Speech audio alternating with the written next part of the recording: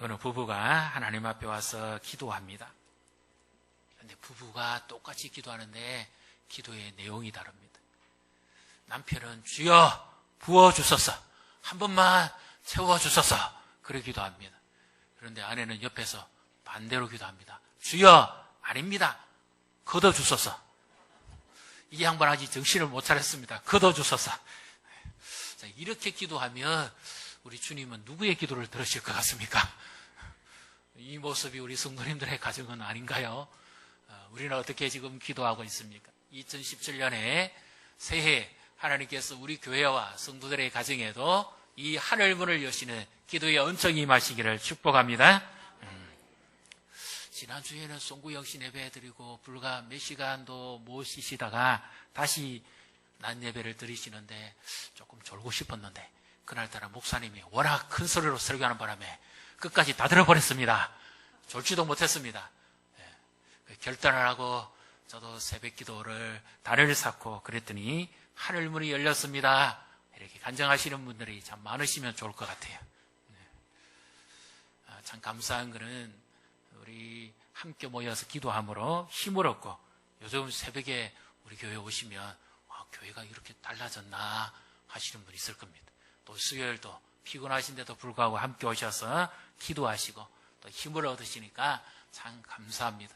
그래서 이제 기도의 문이 열리기 시작하니까 우리가 더더욱 함께 기도함으로써 개인적으로도 하나님 앞에 기도해서 가정에서도 기도의 문이 열리고 직장에서도 기도의 문이 열리고 하나님이 원하시는 이런 은혜를 누리시기를 축복합니다. 지난주에 우리가 함께 나눴던 말씀을 조금 다시 정리해드리면, 구하고 찾고 두드리라, 그리하면 하나님께서 만나주시고 열어주시고 발견하게 해주실 것이다, 그와 같은 말씀을 하십니다. 그래서 기도는 하나님 우리가 사정 다 아심에도 불구하고 왜 그렇게 꼭 구하라고 하셨는가, 꼭 찾아라 그러셨는가, 꼭 두드리라 그러셨는가, 여러 의문점이 들기도 합니다. 근데 기도에 응답받는 자들의 특징은 보면 1차적으로 그 특징이 오랫동안 기도하는 겁니다. 그리고 인내하면서 그 무엇보다 믿음으로 기도하는 거겠죠. 유대 신학은 이와 같은 것이 있습니다. 예수님이 이 기도하라는 말씀을 하셨을 때 그 당시에 유대 신학, 유대 랍비로부터 가르침을 받았던 유대인들은 이 기도에 대한 의미를 그들은 잘 알고 있었습니다. 어떤 내용인가 하면 그들은 때로는 하나님이 거절하신 듯 하더라도 그것을 현실로 받아들여서는 안 된다. 그래서 어떻게 하란 말입니까? 한두 번 해보고 포기하지 말고 그것이 하나님이 내게 주시고자 하는 답이 아니기 때문에 그 현실을 거부하고 지속적으로 기도하라고 하는 것이 유대 신학의 가르침입니다. 그래서 응답할 때까지 지속적으로 구하라는 거죠. 자, 그렇다면 예수님은 기도에 관해서 조금 더 구체적이면서 적극적이면서 더 중요한 말씀을 하십니다. 그래서 구하고 찾고 두드리는 마다 얻을 것이고 찾을 것이고 문이 열리게 될 것이다, 예수님이 그렇게 말씀하셨죠. 그래서 우리도 뜻을 정해서 기도합시다, 다니엘처럼. 그리고 새벽을 깨웁시다, 다윗처럼. 그래서 예수님은 하나님 아버지 앞에 나가 기도하고 교제하기를 원하셨다. 그래서 우리도 기도합시다. 우리가 구하는 것, 우리가 필요한 것만 구할 것이 아니라 일상의 것도 구하지만 더 중요한 것은 내면적인 것, 더 영적인 풍성함을 위해서 예수님을 찾고 구하고 두드리라고 그렇게 말씀을 드렸습니다. 자, 그렇다면 오늘 하나님 우리에게 주시는 말씀은, 이거는 설명이 필요 없습니다. 이거는 아이들도 다 아는 말씀입니다. 아버지는 자녀에게 좋은 것 주기 원해요. 오늘 말씀 그대로입니다. 배고파서 떡이라고 되어 있는데 원래 유대인식은 빵이죠. 찢어 먹는 그 빵을 달라 그러는데 난 먹어라 하면서 먹지도 못하는 돌을 줄 아버지는 없다는 거예요. 그리고 맛있는 생선을 먹고 싶은데 알아 먹으라 그러면서 흉측한 뱀을 던져줄 그런 아버지는 없다는 겁니다. 이거는 설명이 필요 없잖아요. 그렇다는 거 다 그런데 여기서 예수님만이 하실 수 있는 중요한 가르침을 주십니다. 아니, 우리가 기도하는데 왜 그렇게 좋은 것 주시기를 원하신다는 아버지가 그러면 우리로 하여금 꼭 이렇게 구하라고 그렇게 말씀을 하십니까? 11절입니다. 11절 같이 읽습니다. 너희가 악한 자라도 좋은 것으로 자식에게 줄 줄 알거든 하물며 하늘에 계신 너희 아버지께서 구하는 자에게 좋은 것으로 주시지 않겠느냐. 아멘. 악한 자도 세상에 악인이라고 불리는 악한 자입니다. 그리고 여기 악한 자는 하나님의 선하신가는 완전히 대조적인 겁니다. 도덕적으로 좀 이렇게 악한 거 말하는 게 아니고 아예 사단의 본성을 가지고 있는 악한 자, 하나님을 전혀 모르는 세상의 대표적인 사람들, 그들도 그 자녀에게는 좋은 것을 줄 줄 안다. 그러면 하물며 너희 하늘 아버지는 얼마나 너희 그 자녀들에게 좋은 것을 주시겠느냐. 여기에 좋은 것, 선한 것, 아름다운 것 다 포함됩니다. 하나님 아버지가 우리에게 주시는 것은 언제든지 좋은 것입니다. 여기에 한마디로 말씀 그대로 다 요약이 되고 있습니다. 그런데 여기 좋은 것, 그 좋은 것 중에 오늘 예수님만이 유일하게 우리에게 주시는 말씀이 있습니다. 그렇다면 우리는 더더욱 이 딜레마를 한번 풀어가 봐야 됩니다. 우리가 자녀를 또는 우리가 자녀된 입장에서 커오면서 우리의 부모님들은 어떻습니까? 본인들은 입지도 않으시고 제대로 드시지도 않으면서 고생하고 자녀를 먹이고 키우고 그러셨잖아요. 그 부모의 사랑이고 책임이고 의무기도 하고 부모의 뭐라 그럴까요? 자녀를 향한 말로 표현하지 못하는 그 마음이죠. 그래서 자녀들이 꼭 필요하다 그러면 학교를 가야 된다. 어디 꼭 필요하다 그러면 어떻게 쓰든지 그 부모님들이 준비해 주잖아요. 안 되면 어떡합니까? 떼쓰면 됩니다. 그죠? 때를 쓰고 몇 번 엎어지고 자빠지고 하면 다 나옵니다. 자식 입을 부모 없어요. 다 줍니다. 부모들 입장에서도 그렇습니다. 그렇게 할수록 자녀가 귀엽거든요. 그렇게 할수록 사랑스럽거든요. 그래서 이 또 자녀의 입장에서 보면 옆집 아저씨한테 가서 달라 그러겠습니까? 누구한테 달라 그러겠어요? 아버지밖에는 손 벌릴 데가 없습니다.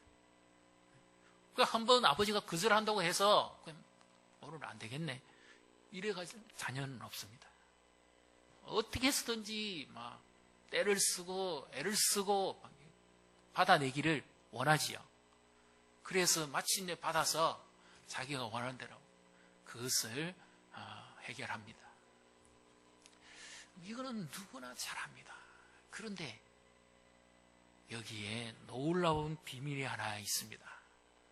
우리로서는 너무 아주 자상한 아버지고 인자하신 하나님 아버지인데 그 당시에 유대인들의 입장에서 생각해 보십시오. 하나님이 어떤 분인가요? 유대인들의 입장에서 유대 신학에서 하나님을 생각하면 유일신 하나님이고 특히 구약을 읽을 때 우리는 어떤 마음 듭니까? 숨도 못 쉽니다. 하나님이 얼마나 거룩하시고 무섭고 두려운 분이신지 그 하나님 앞에 감히 나아간다는 이 자체는 굉장히 두렵고 떨리는 일. 한순간 잘못하면 목이 달아날 것 같은. 그와 같이 무섭고 거룩하신 하나님이에요. 그래서 유대인들이 이 성경을 필사할 때 여호와라는 이름을 직접 서지를 못했습니다. 왜냐? 10계명에 3계명이 나오죠. 여호와 이름을 망령때 일컫지 말아라. 그래서 모욕을 깨끗하게 하고도 끝내 그 여호와의 이름을 적지 못하고 아도나이라고, 전능자라고 그렇게 썼습니다. 그들의 그런 입장에서, 그런 그 신학적 관점에서 하나님 앞에 기도한다는 것도 얼마나 두렵고 떨리는 일입니까? 그런데 예수님이 완전히 그것을 깨뜨려 버립니다. 어떻게 하라고 그러십니까? 예수님이 아주 놀라운 말씀을 하십니다. 11절을 보십시오. 아무도 예수님 외에는 감히 언급도 하지 못하는 그 단어를 예수님이 호칭을 합니다. 하나님을 어떻게 부르죠? 아버지라고 부릅니다. 네. 그 하나님을 아버지라고 부릅니다. 이 아버지는 이 당시에 6세에서 7세쯤 되는, 요즘 우리를 치면 어린이집이나 유치원 갈 정도 아이죠. 그들이 아빠 하고 아주 친근감 있게 부르는 바로 그와 같은 표현입니다. 아빠. 그 하나님, 그렇게 무섭고 불꽃 같은 눈으로 막 당장이라도 심판하실 것 같은 그 무서운 하나님을 예수님은 아빠 그렇게 부르셨거든요. 그 아버지 하나님에 대해서 완전히 개념을 바꿔버렸습니다. 그리고 너희는 이렇게 기도하라. 마치 아기가 아빠에게 좋은 교제 속에서, 그리고 때로 그것도 안 되면 아빠 이러면서 막 때를 쓰듯이 그렇게 아버지, 너희 아버지라고 그러죠. 너희 아버지. 그 아버지께 구하라는 겁니다. 그래서 우리가 하나님을 아버지로 모시고 그 하나님을 아버지로 부르고 기도할 수 있다는 것, 이것은 얼마나 놀라운 축복이고 특권입니까? 우리가 만약 유대인들처럼 하나님을 그 무슨 하나님으로 나간다면 우리가 어떻게 기도하겠어요? 기도 혹시 잘못하면 그 자리에서 벌 받을 거 두려워가지고 어떻게 기도하겠어요? 이랍니다. 영국에 성직자가 늘 하나님 앞에 밤마다 와서 기도하는 제목이 있습니다. 거룩하시고 전능하신 아버지여, 그랬습니다. 그리고 늘 기도를 시작했어요. 기도를 마치고 또 그 다음 날이 되면 또 그 시간에 또 와서 기도했습니다. 그런데 어느 날 갑자기 하늘로부터 음성이 들렸습니다. 그래, 나다. 졸다고 말았답니다. 기도는 하기는 했는데 하나님으로부터 응답이 있을 것이라고는 기대를 했을까요? 안 했을까요? 우리의 기도도 혹시 그러지는 않습니까? 기도를 하기는 하는데 기대는 안 합니다.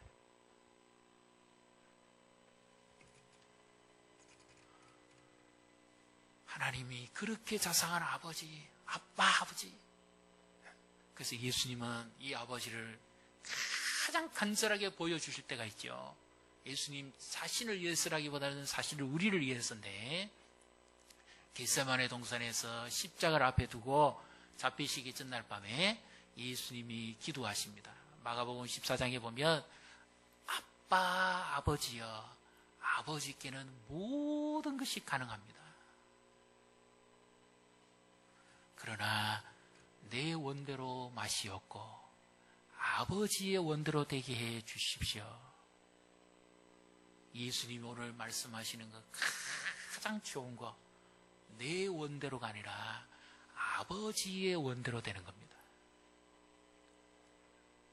예수님이 아들이시라 할지라도 그 아버지가 원하시는 것, 그것이 가장 좋은 것이라고 우리에게 말씀하시죠. 자, 그래서 우리는 기도하시면서 예수님이 오늘 우리에게 가르쳐주신 이 말씀이 우리에게 얼마나 중요한가 하는 것은, 이 말씀을 기도 잘하는 사람을 위해서가 아니라 바로 나를 위해서 주신 말씀입니다. 기도해도 무엇을 기도해야 될지도 잘 모르겠고 어떻게 해야 될지도 모르겠고 기도해도 응답도 별로 없는 것 같고, 그런 분들에게도 오늘 이 말씀은 바로 누구에게 주신다고요? 나에게 주시는 겁니다. 세상의 어느 종교에 인들이 그 신을 아버지라고 부를 수 있습니까? 아무도 부를 수 없습니다. 불경죄에 해당하죠. 그래서 이와 같이 우리가 기도하면서 하나님 앞에 나아가는데도 혹시 이와 같은 생각의 연장선일 수가 있습니다. 하나님이 그렇게 거룩하신 분이고 하나님은 한번 정하시면 그 뜻을 변하지 않는데 내가 뭐라고 기도한다고 하나님께서 내 기도를 들으시고 내가 기도한다고 하나님께서 그 마음을 바꿔주시겠느냐? 혹시 이렇게 생각하시는 분 안 계세요? 그러면 우리가 기도할 필요가 없습니다. 왜? 이거는 숙명론이거든요. 신앙이 아닙니다. 하나님 아버지는 얼마든지 우리를 위해서 좋은 것 주시기를 기뻐하시고 얼마든지 우리를 사랑하시는 분인 줄로 믿습니다. 우리가 자녀들이 아니면 손주들이 와서 할아버지, 뭐 할머니 또는 아빠, 엄마 이렇게 하는데 때로는 해로운 거 아니면 안 된다 했다가도 계속 저러고 밀어붙이면 어떻게 됩니까? 줍니다. 이건 결정적인 게 아니에요. 마음은 얼마든지 바꿔줄 수 있는 겁니다. 하나님 아버지도 우리가 하나님 앞에 기도할 때 얼마든지 하나님 우리를 사랑하시고 인자하신 분이기 때문에 그 마음과 뜻을 돌이켜서 하나님이 우리가 구한 것보다도 더 나은 것, 때로는 또 우리의 필요 이상도 하나님 아버지는 능히 주신다는 것을 믿으시기를 바랍니다. 그래서 우리로 하여금 하나님께서 그러면 왜 기도하게 하실까요? 그럼 기도해야만 꼭 주시느냐? 이 딜레마를 풀어가야 됩니다. 왜 그러실 것 같습니까? 세상 아버지와는 분명히 다르고 세상의 신들과는 분명히 다른데 그러면 우연이라고 이루어진 것이 아니다 하는 것을 알 수 있는 방법은 뭡니까? 아, 이게 저절로 되려고 해서 된 거야. 흔히 합리주의자들이 이야기하는 것처럼. 그거는 기도 안 해도 그냥 우연히 이루어질 수 있었던 거다. 얼마든지 그렇게 생각할 수가 있습니다. 그래서 하나님 아버지가 우연이 아니라 하나님 아버지의 사랑의 응답이라는 것을 보여주시기 위해서 기도하라고 하시는 거죠. 그래서 누구는 알까요? 기도한 본인은 압니다. 아버지가 어떻게 들으셨고 어떻게 응답하시는지 기도한 본인은 아는 겁니다. 딴 사람이 봤을 때는 그냥 일어나는 것 같아요. 그냥 우연히 일어나는 것 같아요. 그러나 기도하는 사람은 다릅니다.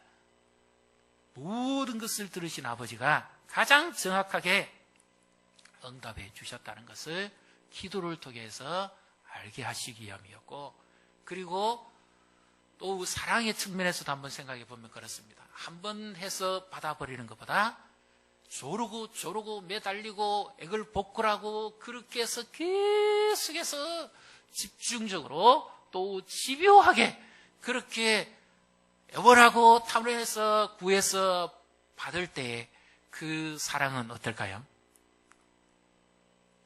훨씬 더 낫죠. 훨씬 더 깊은 사랑이 있습니다.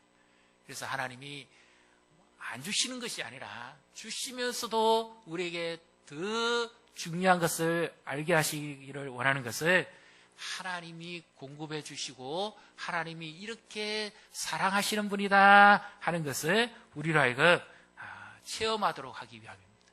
자, 그렇다면 이제 우리를 누구보다도 나보다도 나를 더 사랑하시는 이 자상한 아버지, 심지어 하나밖에 없으신 예수님의 생명을 나를 대신해서 내어주시고 나를 구원하실 정도로 사랑하시는 그 아버지, 그 하나님 아버지 앞에 우리가 기도합니다. 자, 그러면 이제 어떻게 할까요? 끊임없이 그 아버지의 마음이 움직여질 때까지 지속적으로 기도한다는 것, 이것을 간절함은 사랑의 표현입니다.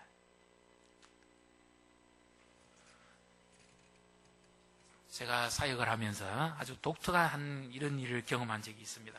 요즘도 보면 임금 체불이라든지 산업체나 기업체에서 부당한 대우를 받는 사람들 많잖아요. 요즘 보니까 모 기업에서 그런 게 있더라고요. 임금 체불 사건이 터져가지고 전부 전액 배상해주고 또 이렇게 처우를 개선해주겠다 이런 있는데, 저는 그분이 처음에 그런 분인지 몰랐습니다. 어느 날 예배 와서 앉아 있는데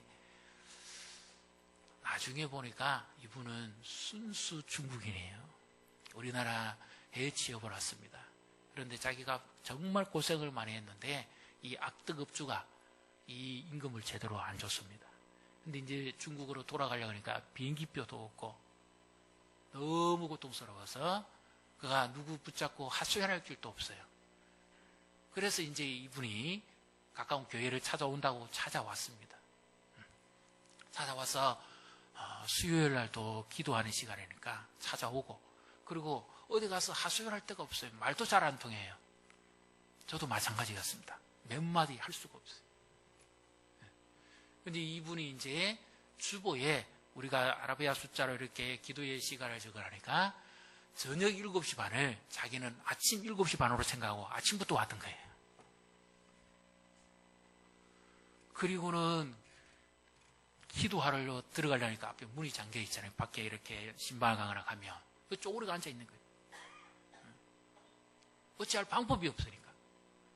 그래서 이제 그렇게 문 열어주고 기도하고 또 저녁에도 와서 기도하고 또 주일날에 와서 기도하는데, 이제 그 사연을 알았습니다.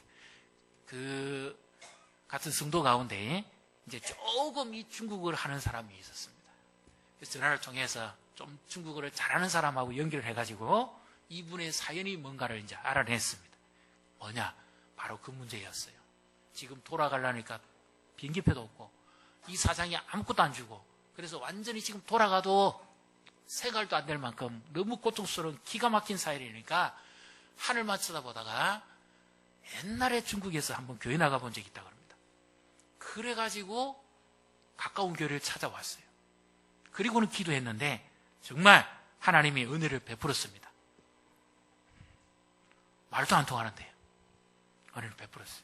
그 사장이 회개한 겁니다. 믿습니까? 네.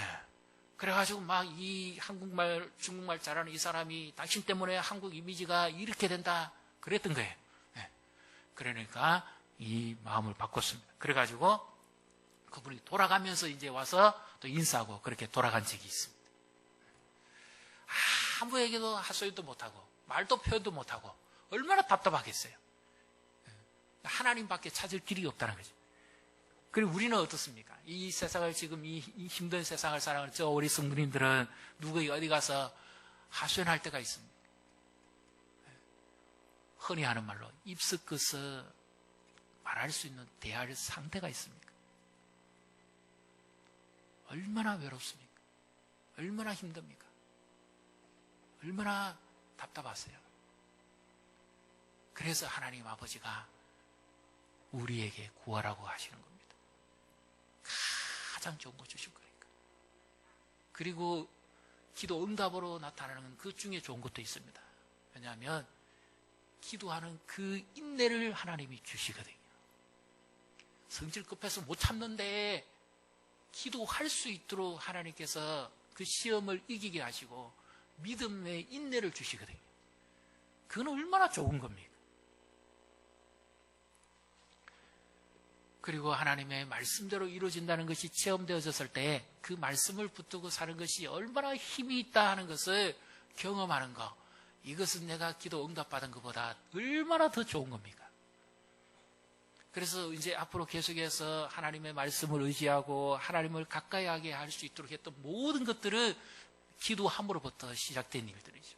그리고 하나님께서 내 기도를 이렇게 응답해 주시고 가정들 가운데 하나님이 이렇게 좋은 것을 주시는 분이다 하는 것을 알게 하시는 것은 얼마나 우리에게 복입니까? 그래서 기도하며 하늘문이 열리는 줄로 믿습니다. 옆에 분 보시고 축복하십시다. 기도하면 하늘문이 열립니다. 그래서 우리가 두세 사람이 모여 함께 기도하며 예수님께서 나도 그들 가운데 함께 계시겠다고 약속하시지 않습니까? 땅에서 두세 사람이 예수님의 이름으로 모여서 함께 기도하면 예수님도 우리와 함께 하시겠다. 이 얼마나 귀중한 일입니까? 우리에게 나보다도 더 나를 더 잘하시고 내게 가장 좋은 것 주신다고 약속하신 그 아버지의 말씀을 의지하고 기도하는 그것도 기복입니까? 아니죠. 맹목적으로 구하는 것이 기복이죠. 예를 들면 무조건 달라는 겁니다. 복 주십시오. 그러면 뭡니까? 그 물질을 받으면 뭐 할 거예요? 그 물질을 가지고 있으면서 나쁜 데 쓰면 이거는 안 구한 것보다 잘못된 겁니다. 건강 주십시오 그랬는데 건강 받은 이후에 하나님의 영광을 위해서 그리고 하나님 앞에서 바로 살지 않는 건강이라면 엉뚱한 짓만 할 거 아닙니까? 이렇게 맹목적으로 구한다면 이것은 자기의 욕망을 채운 거죠.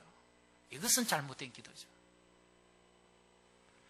그러나 하나님 제게 건강 주시면 제가 그동안 못한 충성도 하겠습니다. 하나님 앞에서 다시 한번 열심도 내어보겠습니다. 하나님 제게 은혜를 베풀어 주시면 저도 주님을 더 잘 믿어보겠습니다. 그리고 주님을 더 사랑하겠습니다. 이렇게 기도한다면 이것은 얼마나 값진 일입니까?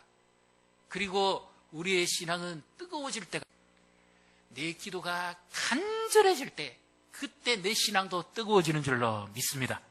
그래서 예수님이 기도를 하라는데 언제까지 하라는 말씀은 예수님이 하시지 않아요. 왜냐? 이거는 너무나 분명하기 때문에. 그래서 기도하면 처음에는 조금 소극적으로 했다가 기도의 횟수가 더해지고 빈도가 더해지면 분명히 내 신앙은 뜨거워지게 돼 있어요. 간절한 기도가 불타오르는 신앙을 만듭니다. 형식적인 기도는 형식적인 신앙인을 만듭니다. 그러나 간절하고 뜨거운 기도는 뜨거운 열정을 가진 신앙인을 만듭니다. 믿습니까? 그래서 내가 뜨거운 열정을 가진 신앙인이 되려고 하면 뜨거운 기도를 하셔야 돼요. 간절한 기도를 하셔야 돼요. 기도가 그 사람의 신앙을 보여줍니다. 단면적으로 기도에 게으르고 나태한 사람은 신앙도 그렇습니다. 아니면 신앙이 그렇다면, 하나님 아버지 앞에서 그렇다면 그의 생활 전반도 다 그럴 겁니다.